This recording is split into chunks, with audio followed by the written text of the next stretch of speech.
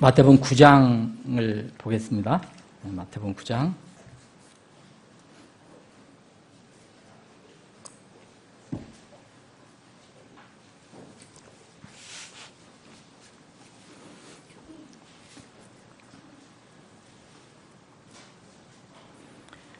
(35절부터) (38절까지) 제가 봉독하겠습니다. 마태복음 9장 35절부터 38절까지.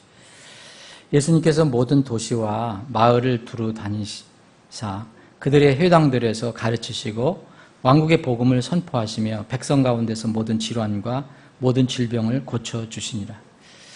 그러나 그분께서 무리를 보시고 그들을 불쌍히 여기는 마음을 가지셨으니 이는 그들이 목자 없는 양같이 지치고 널리 흩어졌기 때문이라. 이에 그분께서 자기 제자들에게 이르시되 진실로 수확할 것은 많되 일꾼들이 적으니 그러므로 너희는 수확의 주께 기도하여 수확하시는 주께 기도하여 그분께서 자신의 수확밭에 일꾼들을 보내실 것을 청하라 하시니라. 아멘. 아버지 하나님, 오후에 저희들이 다시 기쁜 마음으로 주님 찬양하고 경배합니다. 이 시간에 또 주님께서 우리에게 허락하신 생명의 말씀을 나눕니다. 주님이 친히 우리에게 이 말씀을 주시고 우리는 이 말씀을 생명의 빵으로 생명의 형식으로 잘 받게 하여 주옵소서. 거룩하신 예수님의 이름으로 기도합니다. 아멘. 이제 그리스도인과 기도로 우리가 오후에 말씀을 나눈 지가 꽤 됐습니다. 제가 2월 후반부터 했나요? 이제 오늘 15번째인데요. 아마 17번째로 끝날 것 같습니다. 오늘은 이 제목을 이렇게 달아봤습니다. 그리스도인과 기도 15번째 시간, 교회를 위한 기도, 이렇게 달아봤습니다. 여러분, 우리가 구원받고 난 뒤에 구원받는 것보다 앞설 수는 없지만 구원받고 난 뒤에 교회의 중요성은 아무리 강조해도 지나치지 않습니다. 이유는 유일하게 남겨주신 주님의 몸이, 그분의 몸, 바디가 이 교회이기 때문입니다. 그리고 진리의 기둥과 터가 된다는 것, 이것이 바로 교회가 유일한 곳입니다. 그래서 구원받은 후에는 침례에 순종해서 지역교회로 모이는 것이 주님의 뜻입니다. 십자가에 달린 강도가 극적으로 죽기 정말 찰나에 구원받았는데 그 사람이 이제 십자가에서 죽지 않고 내려왔다면 어떻게 했을까요? 당연히 예루살렘 교회에 들어갔을 것입니다. 오늘 이 말씀을 보면 이 예수님께서 직접 계셨을 때는 여러 곳을 다니시면서 이 하늘의 복음을 선포하시고 왕국 복음 선포하시고 또 사람들이 정말 고통받는 거 있잖아요. 죄 때문에 질환이 있고 모든 질병이 있고 사람의 인생에 생로병사가 여기 나와 있는데 이런 것들을 보실 때마다 이제 고쳐주셨다고 그랬습니다. 그런데 예수님은 계속 계시지 않습니다. 그래서 예수님이 세운 제자들을 향해서 이렇게 말씀하신 내용입니다. 예수님께서 이 무리들을 막 병들고 고통받고 또 이리저리 왔다 갔다 하는 그런 무리들을 보시고 불쌍히 여기셔서 이제 제자들에게 이렇게 부탁을 하신 것입니다. 근데 예수님께서 보실 때는 무리들이 이렇게 목자 없는 양같이 이렇게 막 지치고 흩어졌다라고 이렇게 보셨습니다. 그래서 그 제자들에게 이 무리들에 대한 불쌍히 여기는 마음을 가지시고 이제 너희들 기도를 해라. 무슨 기도냐면 정말 저렇게 불쌍한 영혼들이 너무 많은데 일꾼이 없다. 저 영혼들을 도와주고 케어할 수 있는 일꾼이 부족하니까 너희들은 지금 하고 있지만 너희들보다 더 많은 일꾼들이 필요한데 어떻게 해야 될 거냐. 너희들이 모병 모집할 것도 아니고. 그래서 예수님께서는 다시 기도에 관해서 가르쳐 주십니다. 수확하시는 주께라고 그랬는데 이제 뭐 직역을 하면요. 수확의 주입니다. 추수의 주. 그러니까 수확하시는 수확의 주인이 누구냐 이거예요. 모든 것이 이루어지는 것이 바로 그분이다. The Lord of the Harvest 그랬어요. 그러니까 직역을 하면 수확의 주께 이렇게 하는 게 좋겠어요. 안식일의 주 이렇게 하는 것처럼 안식일을 지키시는 주가 아니라 수확을 하시는 주라는 보다도 수확에 관련된 추수라는 모든 그 주권 이것은 주님이 가지고 계시다. 그래서 기도해서 그 하나님의 수확밭에 일꾼들을 보내달라고 그렇게 너희들이 좀 기도를 해라 이렇게 가르쳐 주신 겁니다. 수확밭의 일꾼을 생각하시는 주님의 마음이 있습니다.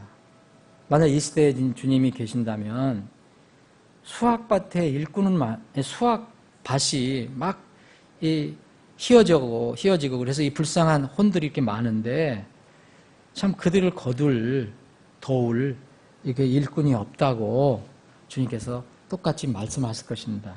요한복음 4장에 보면 35절이면 이미 제자들은 아직 수확할 때가 남았는데요? 그랬는데 아니다. 지금 들이 휘어졌다. 네? 주님께서는 그렇게 이야기했습니다. 지금 일할 때다라고. 네? 여기 요한복음 4장에 보면 그런데 우리가 이 수확밭에 나간다면 하나님은 우리가 무슨 일을 하든지 간에 억지로 해서 막 정말 이 세상을 다 지고 가는 것처럼 그렇게 우리가 신앙생활을 하게 하시지 않습니다. 여러분들이 신앙생활을 어떤 걸 하든지 간에 거기에는 기쁨이 있어요. 우리가 잘 못 느낄 수도 있지만 그것을 우리는 항상 정말 주님과의 관계에서 이 신앙생활을 하면은 거기 기쁨이 있습니다. 요한복음 4장에 보면 너희가 말하기를 요한복음 4장 35절에 보면 너희가 말하기를 아직 넉 달이 남아있고 그 뒤에 수확할 때가 이르겠다 하지 아니하느냐. 보라 내가 너희에게 이르노니 너희 눈을 들어 밭들을 보라 그것들이 이미 희게 되어 수확하게 되었도다. 그러시면서 36절에 보면 거두는 자가 삭을 받고 영원한 생명에 이르는 열매를 모으나니 이것은 뿌리는 자와 거두는 자가 다 함께 기뻐하려 함이라. 이 점에서 한 사람이 심고 다른 사람이 거둔다 하는 그 말이 참되도다. 내가 너희를 보내어 너희가 수고하지 않은 것을 거두게 하였나니 다른 사람들은 수고하였고 너희는 그들의 수고에 참여하였느니라. 여기 보면 뿌리는 자와 거두는 자가 분명히 있는데요. 우리가 뿌리는 자가 되든 거두는 자가 되든 또 심는 사람이 되든 거두는 사람이 되든지 간에 기쁨이 있습니다. 그 자체의 기쁨. 그래서 당연히 여러분들이 나중에 삭은 있어요. 예수님으로부터. 보상. 우리가 삭 때문에 일하는 건 아니지만 분명히 찬물 한 잔도 주님께서는 잊지 않으신다 그랬기 때문에 주님의 명령에 우리 순종해서 주님의 일을 하면 삭이 분명히 있습니다. 예? 열매를 분명히 모을 것입니다. 근데 동시에 그걸 나중에 받기 전에 지금 이 시대, 이 세상에서 주님의 일을 할 때 기쁨이 있습니다. 뿌리는 자와 거두는 자가 다 함께 기뻐하려 합니다. 그럼 복음을 전할 때 막 정말 억지로 막 기쁨이 없이 여러분들이 하지는 않을 겁니다. 뭔가 저 영혼이 구원받았으면 좋겠다. 기도하는 마음이. 이게 일종의 기쁨입니다. 그래서 만약 받아들이게 되면 큰 기쁨이 있습니다. 물론 안 받아들일 때는 약심도 하지만 그러나 여전히 그 하는 것에 대한 분명히 기쁨이 있습니다. 아버지께 수확밭에 일꾼들을 보내달라고 기도하라는 그 예수님의 명령을 생각해 보면 우리가 이렇게 명령을 받고 기도하는데도 사실 그런 기쁨이 있어야 되고요. 또 우리가 기도해서 하나님께서 어떤 사람을 보내주실 때 내가 만약 그 사람에 해당된다면 하나님께서 나를 보내줄 때도 거기에 기쁨이 있을 것입니다. 말씀드린 대로 이 수확밭으로 번역된 것은 이제 하베스트라고 했습니다. 꼭 밭이 아니더라도 어떤 수확 자체를 얘기하는 거예요. 수확. 그럼 세상에 나가는 일꾼은 어디서 보내야 되니까? 여러분, 세상에 나갈 때는 반드시 교회를 통해서 나가게 돼 있어요. 세상에서 세상으로 보내는 것은 주님께서 보내시는 것이 아닙니다. 예수님께서 승천하실 때 보면 이런 명령을 꼭 제자들에게 주고 하셨는데 교회에게 주셨거든요. 마태복음 마지막도 그렇고 마가복음 마지막도 그렇습니다. 그러므로 너희는 가서 그랬잖아요. 어디로 가겠습니까? 너희는 교회에 있는 사람들 얘기합니다. 제자들. 너희는 가라. 어디로? 세상에 가서 모든 민족들을 가르치라 했어요. 마가복음 16장 15절에도 그랬습니다. 그분께서 그들에게 이르시되 너희는 온 세상에 가서 너희는 어디 있습니까? 교회로 모여 있는 사람들입니다. 복음을 선포하라 그랬습니다. 너희는 온 세상에 가서 복음을 선포하라. 교회에서 사실 가는 겁니다. 그런데 그 사람들이 이 세상에 있는 이 불쌍히 여기는 주님께서 무리를 보고 불쌍히 여기셨다라는데 이 사람들에게 이게 가야 되는데 보내짐을 받지 않으면 갈 수 있느냐 이겁니다. 그 사람들이 들어야 되고 그 복음을 들어야 되고 근데 이 복음을 전하는 사람이 있어야 되는데 그 전하는 사람은 또 보내줘야 된다. 보내짐을 안 받고 어떻게 보냄을 안 받고 어떻게 갈 수 있느냐. 그 로마서 10장 뒷부분에 나왔잖아요. 그래서 우리는 이 교회에서는 이 일을 해야 되는데 하나님은 전제하신 분이잖아요. 전능하신 분이고요. 하나님 보면 다 하실 수 있고 또 다 원하시는 대로 하실 수도 있고 다 아시는 분인데 우리 교회에게 복음의 일꾼을 보내라. 이렇게 하시는 그 이유는 뭐고 또 기도를 해서 하나님께서 이게 일꾼을 보내도록 그렇게 기도를 해라 한 것은 왜 그렇게 하셨을까? 기도가 없어도 그냥 보내주시면 될 것이고 또 그렇게 하실 수도 있는 분이고 근데 우리가 처음에도 이렇게 공부했지만 우리 기도 공부할 때 처음에 얘기했지만 하나님께서 좋아하시는 것이 있다는 것을 알아야 됩니다. 우리를 창조한 목적을 여러분 다시 한번 생각해 봐야 됩니다. 우리의 존재의 목적을 상기해야 됩니다. 왜 하나님께서 아담과 하와를 만드셔서 에덴 동산에 놓으셨습니까? 그 죄가 들어오기 전에 예수님과 하나님과 계속 거기에 교제했다는 것이 분명히 나옵니다. 그런데 정확히는 안 나와, 자세히는 안 나오지만. 근데 죄가 들어오고 나서 이제 죄가 끊기게 되죠. 그래서 숨잖아요. 그래서 하나님이 자꾸 찾잖아요. 하나님은 뭐입니까? 그러니까 계속 이렇게 자기 형상과 그 모양으로 지음받은 이 사람들하고 하나님은 교제하기를 원하시는 거예요. 교통하기를. 아담아, 내가 어디 있느냐? 그전에는 당당히 그렇게 부를 필요도 없죠. 아담하고 하나님하고 교제를 하셨기 때문에. 근데 숨어버렸잖아요. 이건 뭡니까? 창조 목적, 우리가 존재한 목적은 이제 하나님 편에서 볼 때는 하나님의 형상인 우리와 함께 교제하고 또 함께 일하시기를 원하십니다. 자, 함께 일한다는 건 뭐냐면 아담과 하와를 만들어 놓으시고 하나님이 다 하실 수 있는데 아담에게 명령을 주세요. 네가 관리하라. 이걸 다 관리하라 했잖아요. 에덴 동산을. 하나님은 우리와 함께 교통하시고 교제하시고 또 동시에 함께 일하시기를 원하십니다. 일하시기를 원하시는 거예요. 그 우리 하나님 마음을 아셔야 돼요. 그래서 고린도전서 3장 9절에 보면 바울 사도는 우리는 하나님과 함께 일하는 일꾼이요 그랬습니다. 하나님과 함께 일하는 일꾼. 야, 하나님과 함께 일하는 일꾼. 이게 이 단어만이라도 얼마나 좋습니까? 바울과 함께 고린도 교회에 편지를 보내는 일단 사람들은 그렇게 얘기했습니다. 고린도 후서 6장 1절에도 똑같은 얘기를 했습니다. 우리가 그분과 함께 일하는 일꾼으로서 너에게 간청하노니 그랬어요. 이 진리는 그리스도인들의 신앙생활에 아주 중요한 영적인 원리입니다. 여러분들이 활발하게 주님을 섬기는데 이 원리를 모르면 좀 곤란하죠. 하나님은 우리가 그분의 동역자가 되기를 원하신다는 거예요. 어떻게 감히 우리가 하나님과 동역자가 되느냐? 바울 사도는 내가 하나님과 동역자라고 얘기했습니다. 일꾼을 수확밭에 보내달라고 기도하라는 명령을 순종해서 기도하면 어떻게 될까요? 어떤 사람? 주님께서 나에게 지금 명령하셨어요. 너 수확밭에 지금 일꾼이 필요한데, 예수님은 어떻게 이렇게 돌아서 얘기하신 것 같아요. 너 빨리 일꾼 모아가 아니고 너 하나님께 가서 기도해. 빨리 여기 지금 수확밭에 일꾼이 필요하니까 하나님께 기도해. 수확밭의 주인이신 하나님께 기도해. 일꾼을 보내달라고. 그럼 내가 이제 가서 무릎을 꿇고 기도하려고 그래요. 그러면 그렇게 될 때는 내 마음에 뭐가 생길 겁니까? 부담이 분명히 생길 겁니다. 내가 이 수확밭의 일꾼인가? 나도 일꾼이 안 되면서 나도 일하지 않으면서 무슨 다른 사람 보내달라고 기도하냐. 분명히 영적 부담이 생길 겁니다. 어떤 사람은 거기에 결단이 생기고 헌신이 생기고 열정이 생길 수도 있습니다.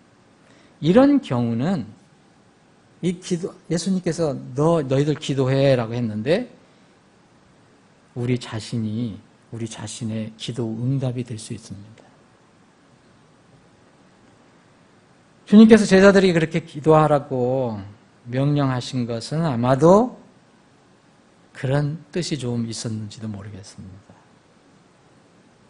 제자들이 좀 뭔가 주저하고 아직 좀 적극적지도 않고 그러니까 도전을 주시기 위한 것도 분명히 있을 것입니다.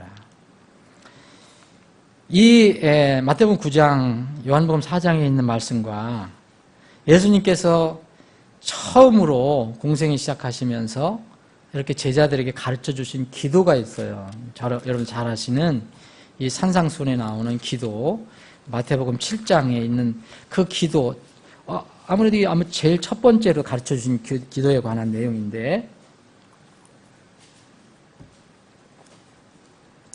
이 내용과 지금 마태복음 9장에서 예수님께서 제자들에게 너희들이 이제 일꾼이 되라는 게 아니고, 그러면 수확밭에 일꾼이 부족하면 하나님 아버지께 기도해서 그 일꾼들을 보내도록 너희들이 기도를 해라. 보내달라고 기도해라고 했던 이 말씀과 이제 연결이 되면 어떨까 그런 생각을 좀 저는 해봤습니다. 여기 마태복음 7장 7절로부터 12절까지를 이렇게 묶어서 본다면 이 주님께서 제자들에게 이렇게 세 방향으로 기도하라고 이렇게 말씀하신 것을 볼 수 있습니다. 이걸 하나로 통일해서 이해할 수도 있습니다. 구하는 것, 찾는 것, 두드리는 것이 다 하나로 하나님께 구하라 그런 뜻도 될 수 있고요. 점점 구하라 다음에 찾는 거가 좀 도가 높고 그 다음에 찾는 거에 두드리라가 더 높을 수도 있습니다. 도가. 그래서 어떤 성경학자는 그렇게 해석하는 것을 제가 읽어봤습니다. 어쨌든 이것은 이제 이 6절부터 이제 전체적으로 그 내용을 보면 하나님 아버지께, 너희 아버지께 이제 구하라. 구하면 너희는 받을 수 있다라고 그렇게 말씀하신 것입니다. 근데 이 세 가지 주님께서 구하라, 찾으라, 두드리라 이렇게 다른 형태로 말씀하셨습니다. 하나님을 향해서 구하지만 서로 다른 의미가 좀 있다고 저는 생각을 해봤습니다. 하나님은 항상 우리가 구하는 그대로 주시지는 않습니다. 우리가 구하는 대로 그대로 주시진 않아요. 우리에게 근데 분명한 것은 그래요. 그대로 주시지는 않지만 우리에게 더 좋은 것을 주시는 것은 확실합니다. 우리가 그것을 싫어하든 좋아하든 더 좋은 것을 주시는 것은 확실해요. 왜냐하면 11절 말씀이 있기 때문에 그렇습니다. 하나님 편에서 보실 때는 확실히 더 좋은 거예요. 근데 우리 편에서는 동의 안 될 수도 있을 거예요. 하나님 편에서는 확실히 더 좋은 것을 주십니다. 이 부모가 어린 자녀들이 원하는 것을 다 주지 않잖아요. 여러분 다 안 주잖아요. 이런 부모님들이 어린 자녀가 원하는 대로 그대로 주면 아이는 얼마 안 가서 망가집니다. 망가져요. 정신적으로든 몸적으로도 아마 육체적으로도 망가질 거예요. 애들이 칼 그런 거 위험한 거 압니까? 불 위험한 거 압니까? 못 먹을 걸 또 원하는 것도 있어요. 그냥 원하는 대로 다 주면 걔는 망가지게 돼 있어요. 부모처럼 부모가 어린 자녀가 원하는 것을 그대로 주지 않고 어린 자녀에게 가장 안전한 것, 가장 유익한 것, 이것들, 어린 자녀의 유익을 위해서 생각해서 가장 좋은 것을 줍니다. 예수님께서 하신 말씀이 이거 아버지에 관련돼서 말씀하신 것이 이거거든요. 바울 사도가 이제 놀랍게 하나님의 은혜 가운데 이 천국을 구경하고 왔습니다. 낙원을 구경하고 왔습니다. 여러분 그런 기도는 안 하시는 게 좋아요. 나도 바울처럼 이렇게 했으면 좋겠다. 바울이 기도해서 그거 한 게 아닙니다. 하나님께서 그런 기도를 기회를 주셨거든요. 그런데 바울 사도는 평생에 뭐가 있었냐면 육에 이 육신에 약한 것이 있었어요. 정확한 게 뭔지 모르지만 성경학자는 뭐 안질이라고도 얘기하고 뭐 여러 가지 얘기하는데 정확히 모르지만 하여튼 가시가 있었다 그랬어요. 그래서 바울 사도는 나중에 말하면 사탄의 가시라고까지 얘기했습니다. 근데 이 육신의 연약함을 위해서 병을 고치기 위해서 3번 주님께 기도했습니다. 하나님은 바울에게 가장 영적으로나 육체적으로나 가장 유익한 것이 무엇인지 아시는 하나님입니다. 그런데 그것을 고쳐주실 수도 있겠지만 이 하나님께서는 뭐라 하셨냐면 답이 이겁니다. 응답을 하셨습니다. 고친다는 게 아니고 바울에게 가장 좋은 거. 내 은혜가 내게 족하다. 내가 너에게 지금 베푸는 은혜가 너에게 족하다. 그래서 여러분들 고린도후서 12장 그 뒷절 9절 뒷절 보면 사도 바울은요 그 말씀을 듣고 병을 고치는 것보다 뭘 택했느냐 하면 그리스도의 권능이 자기 위에 머무르는 것을 택합니다. 병을 고치고 나서 그리스도의 권능이 떠나가면은 큰 우스운 거 아닙니까? 바울사는 내가 지금 병이 있더라도 그리스도의 권능이 항상 내 위에 머물렀으면 좋겠다. 여기 구하라. 여기 구하라 그랬어요. 마태복음 7장 7절에 보면 구하라. 이걸 보면요. 구하라 그러면 뭐라 그랬습니까? 구하라 그러면 너에게 주실 것이요. 너희에게 주어진다는 뜻입니다. 너희에게 주실 것이요. 이게 이제 수동형으로 되어 있거든요. 구하라 그러면 너희가 받을 것이요. 그런 뜻입니다. 여러분, 구하는 대상이 누구냐면 하나님인 것은 분명합니다. 여기 구하는 대상이 사람에게 얘기할 수가 없잖아요. 여기서는. 하나님께서 역사하셔야만 모든 것이 가능합니다. 그래서 여기 분명히 대상이 하나님입니다. 두 번째 찾으라를 보면 영어로 seek입니다. seek. 근데 찾으면 find 한다 그랬어요. 또 그것을 내가 발견한다 그랬어요. 쉽게 얘기하면 찾으라 그러면 너희가 발견할 것이요. 그런 뜻이거든요. 네? 왜 찾는가? 왜 우리가 찾아야 하는가? 우리는 무엇인가 우리가 잃어버린 것이 있다는 것을 알아야 합니다. 우리 삶 속에 있어요. 정말 많은 것을 잃어버리고 있어요.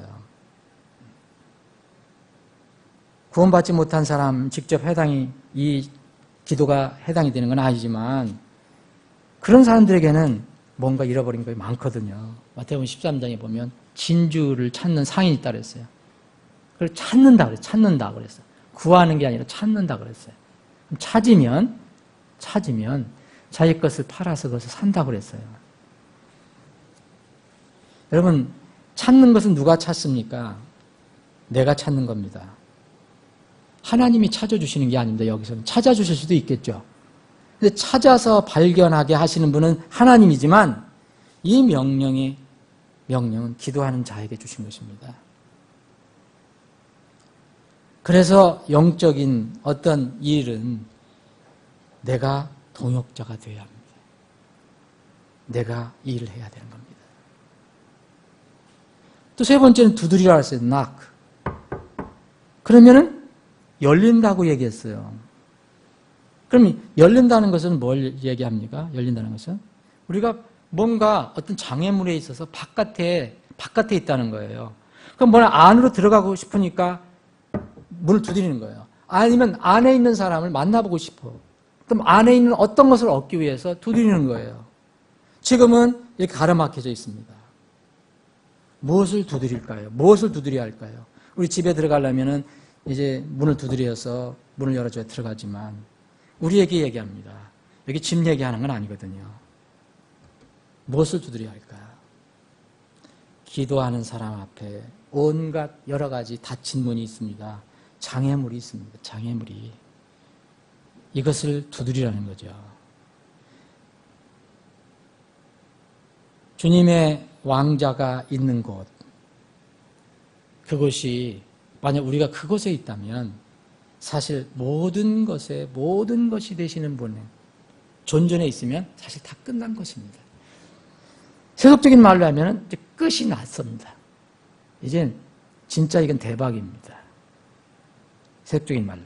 주님께서 구하라 얘기하십니다. 찾으라 얘기하십니다. 두드리라.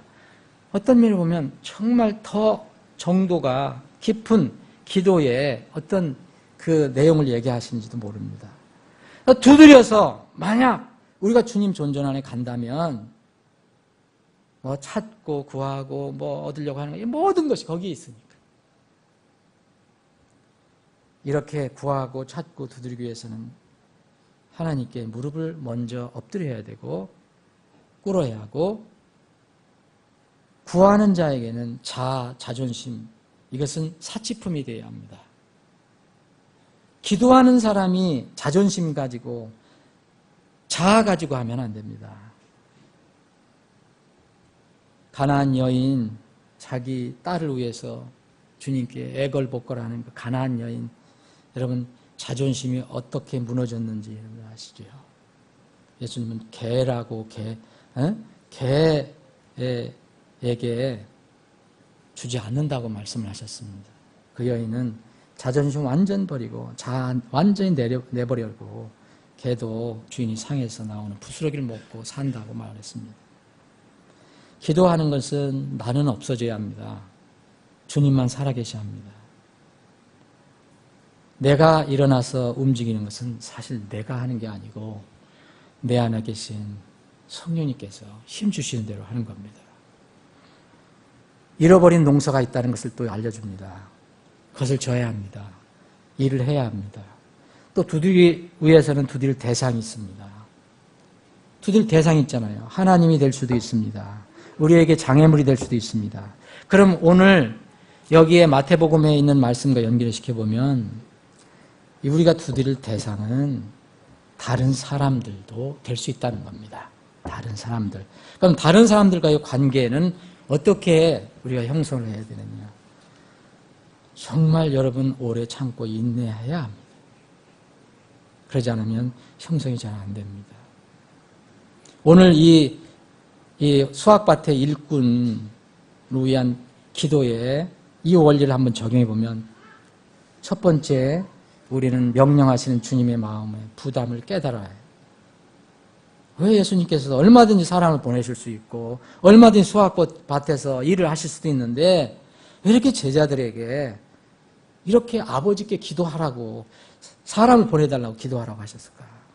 주님의 마음의 부담이 컸습니다. 우리도 그 마음의 부담에 동참하자. 동참하자.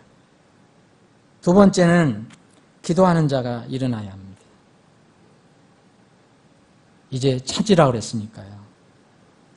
그것을 자기 자신 안에서 발견할 수도 있습니다. 누구를 보내달라고 하는 대신 내가 나설 수도 있습니다.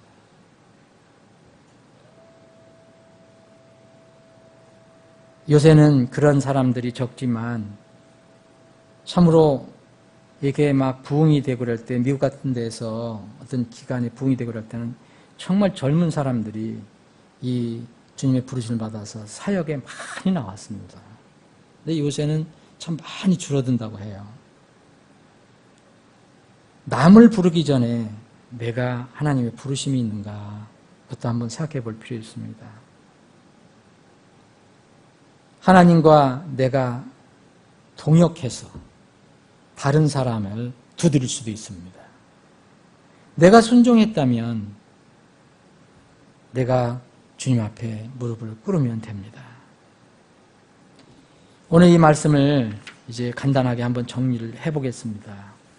오늘 우리가 기도에 관해서 이제 거의 마무리가 되어 가는데, 여러분 교회를 위해서 기도 부탁한다고 제가 매 광고를 냈습니다. 매번 광고를 냈는데, 여러분들 혹시 그 뜻을 혹시 이해를 하셨는지요? 목사가 또 형식적으로 또 한 주에 또 한 주 또 저 광고 내는구나, 그렇게 생각했으면 제 뜻도 모르는 거고 이 주님의 뜻도 여러분 잘 이해를 못 하실 수도 있는 겁니다. 주님은 전능하신 하나님입니다. 무엇이든지 하실 수 있는 분입니다. 그런데 세상을 바라보니까 너무 불쌍한 사람들이 많습니다. 그 불쌍한 사람들에게 뭔가 도움을 주는 그런 일꾼이 필요하다는 것을 아셨습니다. 그래서 제자들 모으고 70인 제자들 모으고 또 그 70인 제자가 12제자가 열심히 또 전하지만 여전히 이 수학밭에는 일꾼이 부족합니다. 지금은 더 말할 것도 없습니다. 그래서 주님은 전능하신 하나님께서 제자들에게 그렇게 말합니다. 이 일꾼이 부족하니까 하나님 아버지께 기도해서 하나님 아버지 수학밭에 일꾼을 좀 보내달라고 기도하라. 제가 이곳으로 온 뒤에 물론 저쪽에서도 기도했지만 제가 집중적으로 기도한 것이 그거였습니다. 이 기도였습니다. 하나님께서 교회에 일꾼을 보내달라고.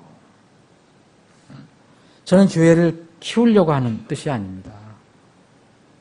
같이 함께 일해서 이렇게 주님의 일을 더 활발하게 할 수 있는 그런 사람을 보내달라고 계속 기도해요. 지금도 하고 있습니다. 그래서 제가 여러분들에게 교회를 위해서 기도해달라고 이렇게 부탁을 한 겁니다. 이런 기도를 하는 교회와 이 명령의 순종, 이것도 일종의 명령이잖아요, 여러분. 이 명령에 순종하지 않는 교회는 영적인 상태는 크게 차이 날 수밖에 없습니다. 저뿐만 아니고 여러분들 다 함께 합심해서 기도한다면 하나님의 그 보좌에, 하나님 왕조에 웅웅하는 소리가 날지도 모릅니다.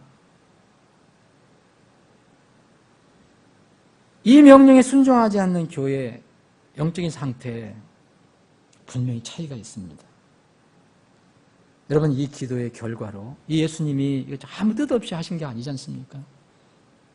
예수님이 얼마든지 보내실 수 있고 얼마든지 채울 수 있는 분인데도 그 제자들에게 얘기를 하세요. 그렇게 기도해라.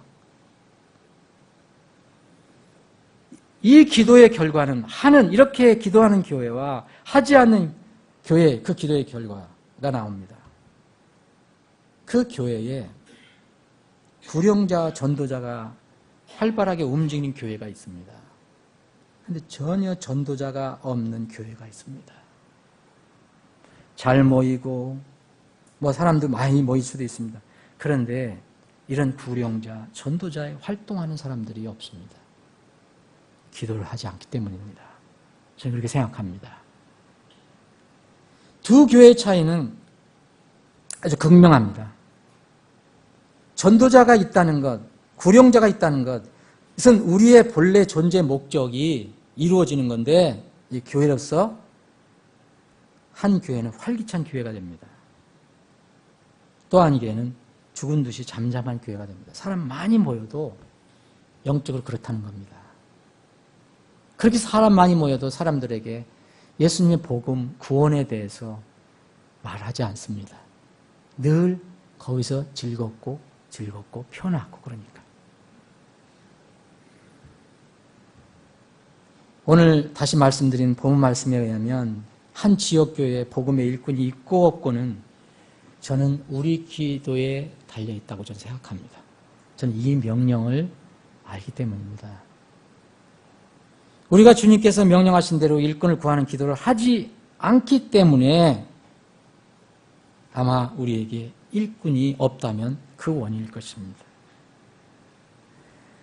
우리의 속성은 많은 교회가 그렇습니다. 너무 쉽게 하나님께 이렇게 수학의 주가 예수 하나님이라는데 수확의 주, 그 밭의 주인은 하나님이신데 이걸 제쳐놓고 인간적인 생각으로 그런 방법으로 일꾼을 확보하려고 합니다.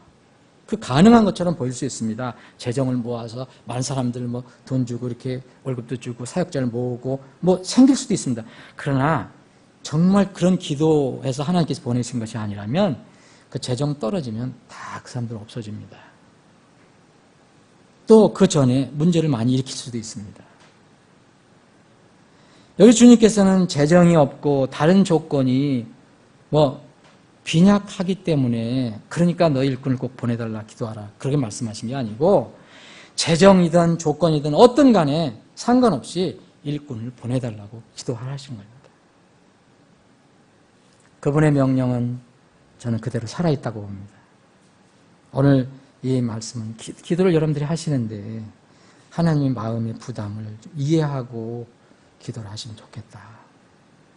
하나님이 그 마음의 부담을 우리들과 나누시기를 원하신다는 거예요.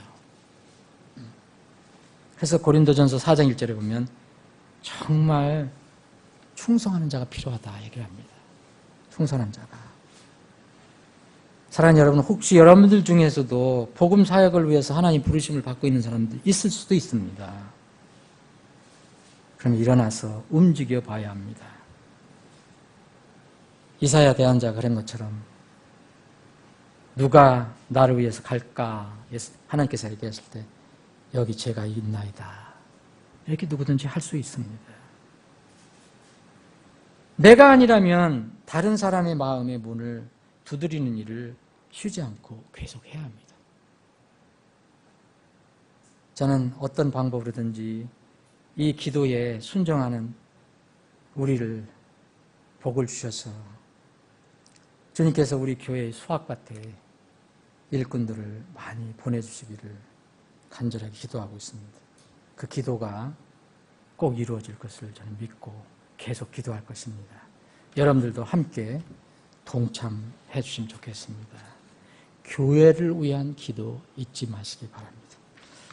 아버지 하나님, 오늘도 오후에 모여서 좀 찬양하고 말씀을 나누며 주님 우리 얼굴에 배입지 않지만 참으로 거듭난 영과 진리로 하나님을 경배하고 찬양했습니다. 우리의 경배를 주님께서 분명 받아주셨을 줄 믿고 감사를 드립니다. 주님, 우리 교회에게, 우리 성도들에게 주신 명령이 있습니다. 수학밭의 주인은 주님이십니다. 그런데 그곳에 일할 일꾼이 필요하다고 주님께서는 하늘의 아버지 하나님께 그 일꾼들을 보내달라고 제자들에게 명령하셨습니다. 이 명령은 우리의 명령임을 압니다. 주님, 우리 교회에 필요한 일꾼들을 보내주시옵소서. 이 지역의 고천에 수많은 혼들이 있는데 우리들이 다 접촉할 수가 없습니다. 또 이 서부 서울 지역에 또 이 지역을 둘러싸고 있는 많은 곳에 혼들이 있습니다. 우리가 우리 힘으로 지금 다 접촉할 수 없습니다. 주님의 수학 밭에 일꾼들을 보내주시옵소서. 우리 교회에서 많은 일꾼들이 생겨서 여러 곳에 나가서 복음을 전하고 하나님의 그 진리를 전할 수 있게 하여 주옵소서. 그런 교회로 세워지기를 원합니다. 오늘 이후로 우리 사랑하는 지체들 교회를 위해서 기도하라는 그 주님의 뜻을 기억해서 이제 우리 교회 몸을 위해서 하루에 한 번 이상씩 꼭 기도하는 우리 지체들이 되게 하여 주시옵소서.